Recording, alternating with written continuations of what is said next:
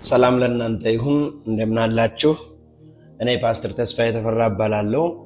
ባለፉት ጊዜያት ለ8 ተከታታይ ክፍለ ጊዜያት በአፋን ኦሮሞ የ21ኛው ክፍለ ዘመን ተግዳሮቶችና ከዛ ጋር ተዛማኝነት ያላቸውን ነገሮች ለመነጋገር ጥረት አድርገናል። በብዙ ሰዎች ጥያቄና ብዙዎችንም ተደራሽ ሊያደርግ በሚገባ መልኩ ይህ ትምህርት በአማርኛም እንዲተላለፍ በተጠየቀው መሰረት ለሚቀጥሉት 8 ሴሽኖች ደግሞ አብረን በአማርኛ እንቀጥላለን። ቤተክርስቲያን በየትኛውም ዘመን ተግዳሮት አለባት። ይሄኛው የአንደኛው ክፍለ ዘመን ተግዳሮት ግን ከሌሎቹ ተግዳሮቶች ለየት ይላል። ወደሚቀጥለው ጉዳዮቻችን ከማለፋችን በፊት ከእግዚአብሔር ቃል አብረን እናነብና በሁለተኛ ዜና ምዕራፍ 15 ቁጥር 3 ጀምረን እናነብና እግዚአብሔር በረዳመጠን ትምህርታችንን እንቀጥላለን። እንግዲህ ይህ ተስፋዬ ተፈራ ኦፊሻል የሚል ከገፈርሳ ቡራዩ ሙሉ ወንጌል የሚተላለፍ ፕሮግራም ነው። ሁላችሁም በተቻለ መጠን ሰብስክራይብ በማድረግ ሼር በማድረግ እንዲሁም ኮሜንታችሁን በሚያስፈልጉት ጉዳዮች ላይ እንድትልኩልን አደራ እያልኩኝ ፕሮግራሙን ለመደገፍ ለምትፈልጉ የአካውንት ነምበሮቻችንን ከስር እናስቀምጣለን። የእግዚአብሔርን ቃል አብረን እናነባለን። እንደዚህ ይላል። እስራኤል ብዙ ዘመን ያለ እውነተኛ አምላክ፣ ያለ አስተማሪም ካህን፣ ያለ ሕግም ይኖር ነበር። በመከራቸውም ወደ አምላካቸው ወደ እግዚአብሔር ተመልሰው በፈለጉት ጊዜ አገኙት። በዚያን ዘመን ለሚወጣውና ለሚገባው ሰላም አልነበረም። በምድርም በሚኖሩት ሁሉ ላይ ታላቅ ድንጋጤ ነበረ። እግዚአብሔርን በመከራው ሁሉ ያስጨንቃቸው ነበርና ወገን ከወገን ጋር ከተማም ከከተማም ጋር ይዋጋ ነበር ይላል። ከቁጥር 3 እስከ 6 ነው ያነበብኩት። ይህ ጊዜ በጣም አስቸጋሪ ጊዜ፣ እስራኤላውያን ብዙ መከራዎችን ያሳለፉበት ጊዜ ነው። ጊዜው የመሳፍንት ዘመን ነው። እስራኤላውያን ከጥንት ጀምሮ ዳዊትን የመሰለ ንጉሥ ነበራቸው። ሳኦል የመሰለ ተዋጊ ንጉሥ ነበራቸው። ከዛ ቀጥሎ ድንበራቸውን በጣም ሰኪውር ያደረገ ዳዊት የሚባል ንጉሥ ነበራቸው። እንደዚሁም ሰለሞን ለዓለም አስተዋወቃቸው። ከዚያ በኋላ ግን በሮብዓም ምክንያት ለሁለት ተከፈለ ሀገሩ። ከዚያን ጊዜ ጀምሮ ብዙ መከራ ነው የገጠሟቸው። እነዚህ ላይ በመቆም ግን የየዘመናቱን መከራ ለመመልከት ጥረት እናደርጋለን። መጽሐፍ ቅዱስ ዘመናዊትን ማወቅ በጣም አስፈላጊ እንደሆነ፣ ያለንበትን ጊዜ በአግባቡ ማወቅ በጣም አስፈላጊ እንደሆነ በአትኩሮት ይናገራል። ለምሳሌ ከአንደኛው ክፍለ ዘመን ጀምረን የቤተ ክርስቲያን ተግዳሮቶች እንኳን ስንመለከት አንደኛው ክፍለ ዘመን የስደት ዘመን ነው የሚባለው። ሴንቸሪ ኦፍ ፐርሰኪዩሽን ይሉታል። ይሄ ስደት በጣም አስከፊ ነበረ። ክርስትና አዲስ ከመሆኑ አንጻር፣ እንደዚሁም የክርስትና ተቃዋሚዎች ብዙ ከመሆናቸው አንጻር አንደኛው ክፍለ ዘመን በስደቱ በጣም ይታወቃል። ዕብራውያን ምዕራፍ 11ን ሙሉ በሙሉ ማንበብ ይቻላል። ከሐዋርያት ሥራ ምዕራፍ 4 ጀምሮ እስከ መጨረሻው ስንመለከት በነ ጴጥሮስ በዛ በሽባው መተርተር የጀመረ ስደት እስከ ጳውሎስ 27 እና 28 ምዕራፍ ድረስ የቀጠለበት ምዕራፍ እንደሆነ እንመለከታለን። የአንደኛው ክፍለ ዘመን ስደት ከአውሬ ጋር የታገሉበት፣ በመጋዝ የተሰነጠቁበት፣ ለክርስትና ትልቅ ዋጋ የተከፈለበት፣ በእስር ቤቶችና በወህኒ ቤቶች ውስጥ በጣም አሰቃቂ ሁኔታዎች የደረሱባቸው ጊዜያት እንደሆነ እንመለከታለን።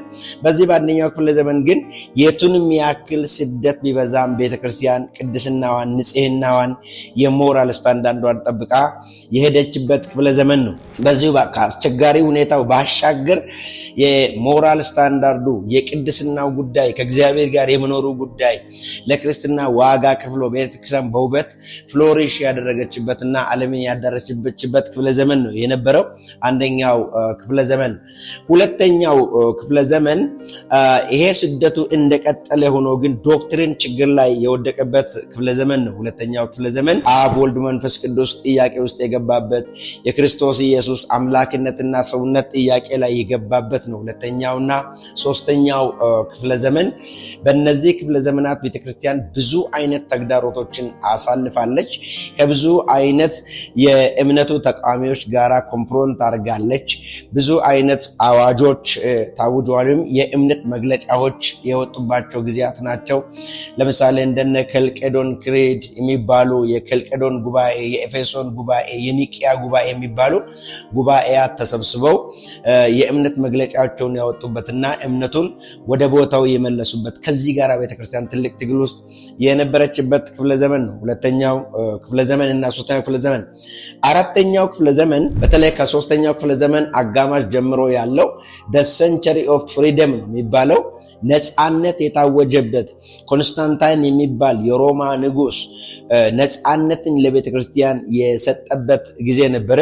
ሰው ሁሉ ከነፃነቱ ጋር በተያያዘ ወደ ቤተ ክርስቲያን በኃይል ከመጉረፉ ከጥቅም ጋር በመተሳሰር ወደ ቤተክርስቲያን ከመጉረፋቸው የተነሳ ቤተክርስቲያን ቅድስና፣ ቤተክርስቲያን የሞራል ስታንዳርድ፣ ቤተክርስቲያን መልካም እሴቶች በጣም የወረዱበትና አረም ወደ ቤተክርስቲያን የገባበት ጊዜ እንደሆነ ነው የምንመለከተው። እነዚህ አረሞች ቤተክርስቲያንን ወደ ተለያየ አቅጣጫዋን ያስቀየሯት ጊዜ ላይ አቅም ያጣችበት በብዙ አረሞችና የስተት ትምህርቶች የተሞላችበትና ከዛ ጋር ለመታገል ደግሞ አቅም ያጣችበት ጊዜ ነው። አራተኛው ክፍለ ዘመን በጣም አስቸጋሪ ክፍለ ዘመን ነው። ከዛ አንጻር ነው የጃሆቫ ዊትነስ መስራች የሆነው ሰው ተነስቶ በእግዚአብሔር አብ፣ በእግዚአብሔር ወልድና በእግዚአብሔር መንፈስ ቅዱስ ላይ የሄረሲ አታክ የፈጠረበት ሉዓላዊ አምላክ ነው እግዚአብሔር አብ። እግዚአብሔር ወልድ ግን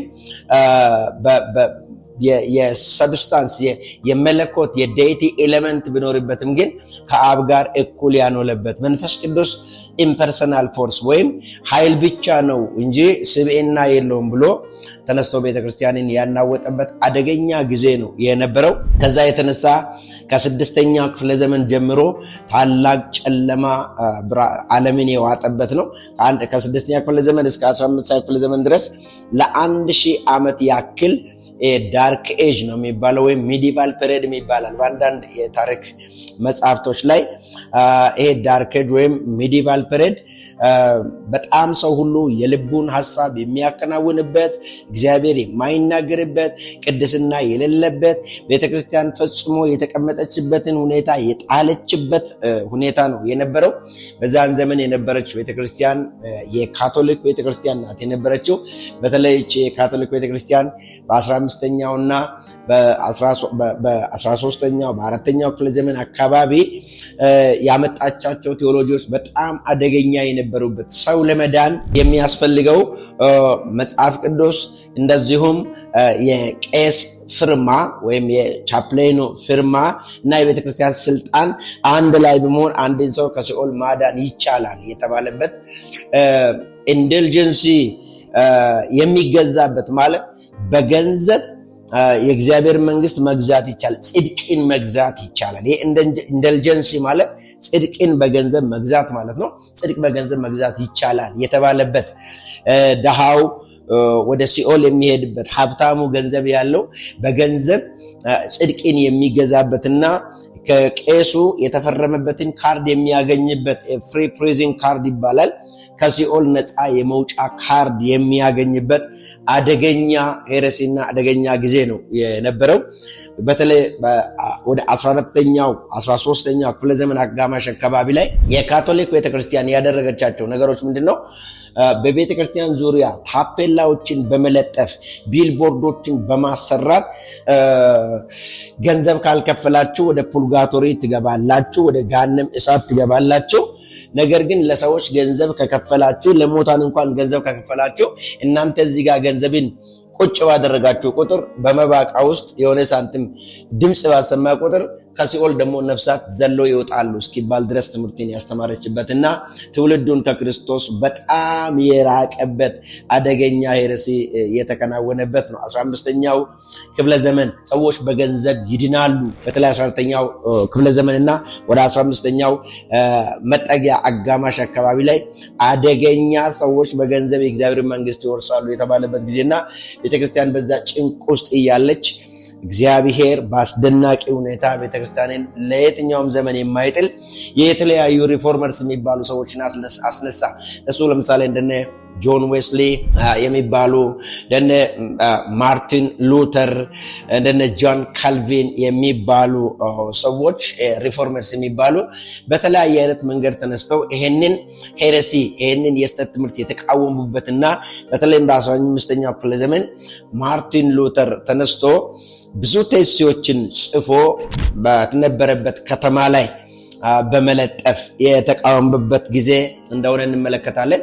ከቴሲዎቹ ለምሳሌ 5ቱን ሶላዎች ወጣ አድርጎ ጎላ አድርጎ ያወጣበት ጊዜ ነበረ። ከ5ቱ ሶላዎች 3ቱ በጣም አስፈላጊ እንደሆኑ ስትሬስ አድርጎ የተናገረበት ጊዜ ነበረ።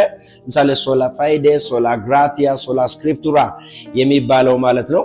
ሶላ ፋይዴ ማለት በእምነት ብቻ ነው ሰው የሚድነው። እንደዚህ የቤተክርስቲያን ስልጣን፣ የመጽሐፍ ቅዱስ ስልጣንና የቄሱ ስልጣን እኩል ነው። ቄሱ የፈረመበት ሰው ይድናል የሚባል ነገር አይሰራም። ሰው ሁሉ እኩል ነው። ነገር ግን ሰው የሚድነው በክርስቶስ ኢየሱስ በማመን ብቻ ነው የሚለውን አንደርላይን አድርጎ ሰው በእምነት ብቻ ይድናል እንጂ በሕግና በራሱ ስራ አይድንም የሚል ትምህርት ያስተማረበት ነው። ሌላው ሶላ ግራቲያ ነው። መጽሐፍ ቅዱስ ከየትኛውም ጋራ ኮምፔር ተደርጎ ከቤተክርስቲያን ስልጣንና ከቄስ ስልጣን ጋር እኩል የሚሆን ሳይሆን ብቸኛው እስትንፋስ መለኮት ያለበት የሚያድን የእግዚአብሔር ቃል ብቻ፣ በእግዚአብሔር ቃል ላይ በተጻፈው ነገር ብቻ ነው ሰው የሚድነው የሚል ነው። ሌላው ሶላ ግራቲያ የሚል ነው። ሰው በጸጋ ብቻ ይድናል። ምክንያቱም በቲቶም ላይ ሰዎችን ሁሉ የሚያድን የእግዚአብሔር ጸጋ ተገልጧል የሚለውና ሮሜ ላይም በጸጋ ድናቸዋል የሚለው። ስለዚህ ሰው በእግዚአብሔር ጸጋ ብቻ በማመን ይድናል። እግዚአብሔር በጸጋው ሰዎችን ያድናል። ስለዚህ እነዚህ 3ቱ ዋናዎቹ ናቸው።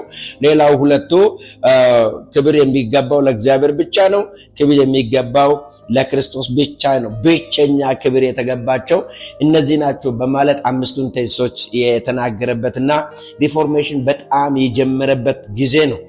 ዋጋ ያስከፈለ ጉዳይም እንኳን ቢሆን የቤተ ክርስቲያን አይን የበራበት ከነዛ የጨለማ ጊዜያት የወንጌል ብርሃን ፍንቱ ብሎ የወጣበትና ሰዎች ወደዚህ ነገር የመጡበት የቤተ ክርስቲያን ሕልውና እየተመለሰ የነበረበት ጊዜ ነው የነበረው።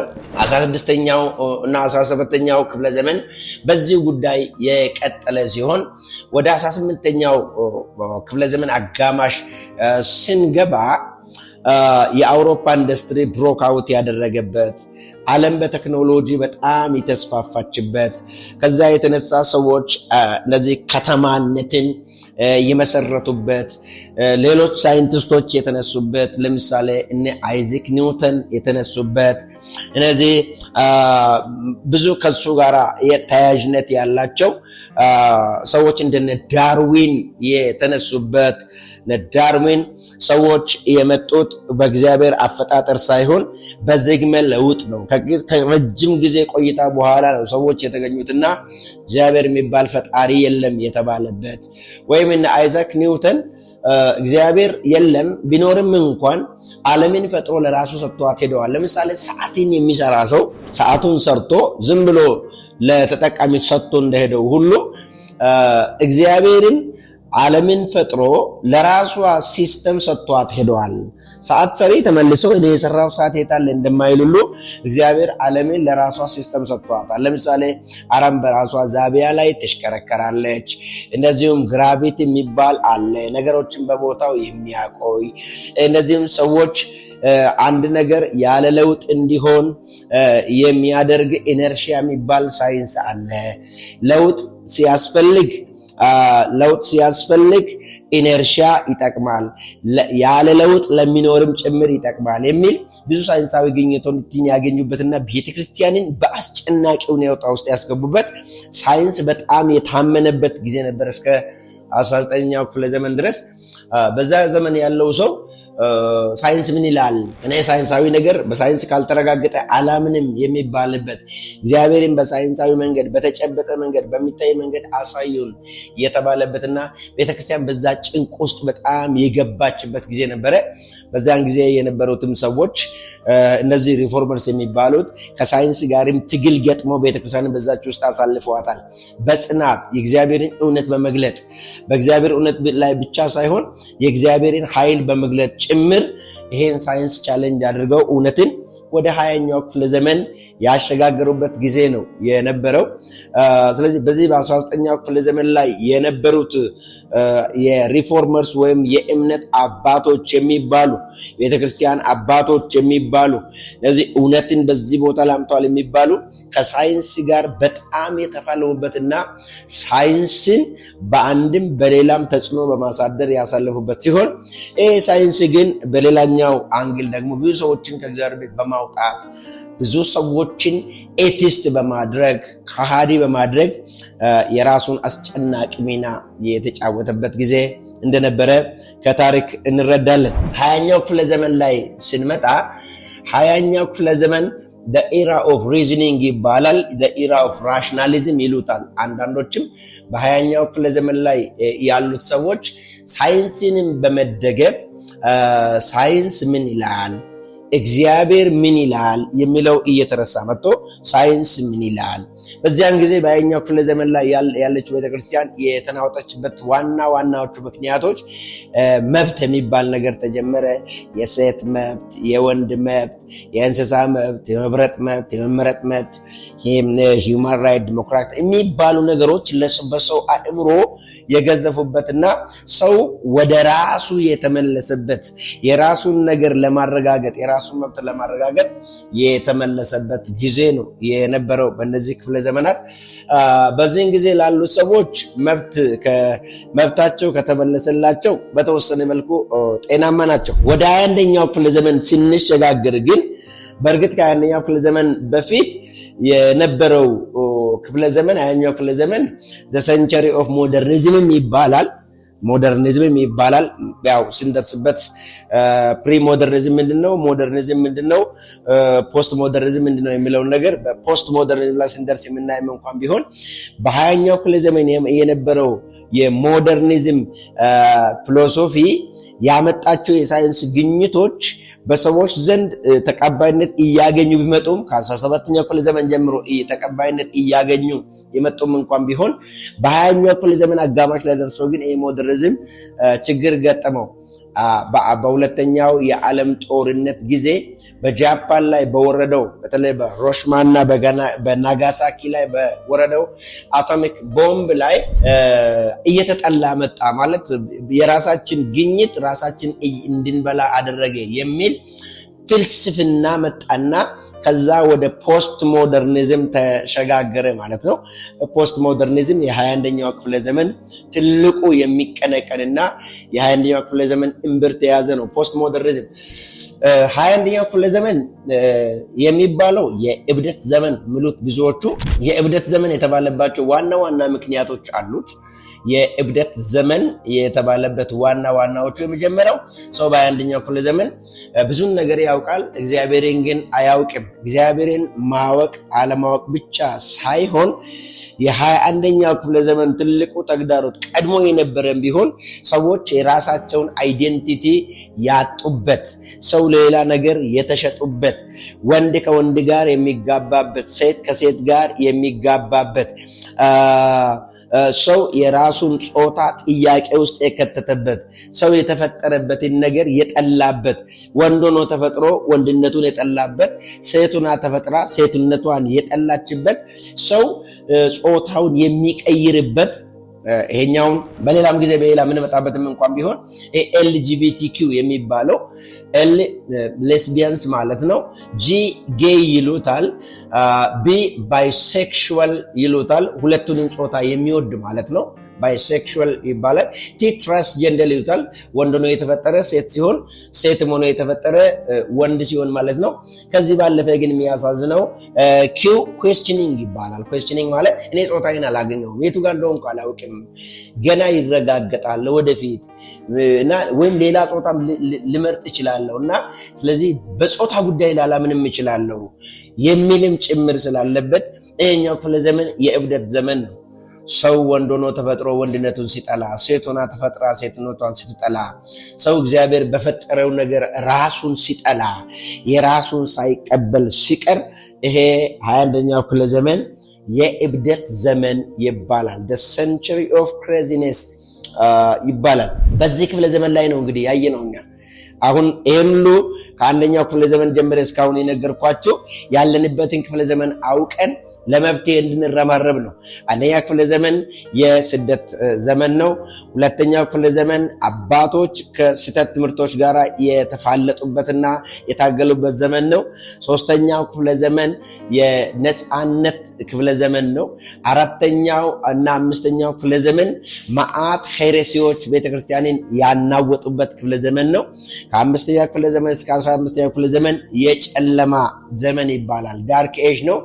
16ኛው ክፍለ ዘመን ጀምሮ ግን ሪፎርመርስ የተነሱበትና እነዚህ ፕሮቴስታንት የተፈጠረበት መልካም ያልነውን ነገር እንቃወማለን፣ እግዚአብሔር ቃል ያለውን እንቃወማለን፣ ስለዚህ ክርስቶስ ኢየሱስ ያድናል የሚለው የተጀመረበት 20ኛው ክፍለ ዘመን ደግሞ ሞደርኒዝም ቦታ ይዞ ግን ሰዎችን በቴክኖሎጂ የፈጀበት 21ኛው ክፍለ ዘመን ግን የእብደት ዘመን ነው።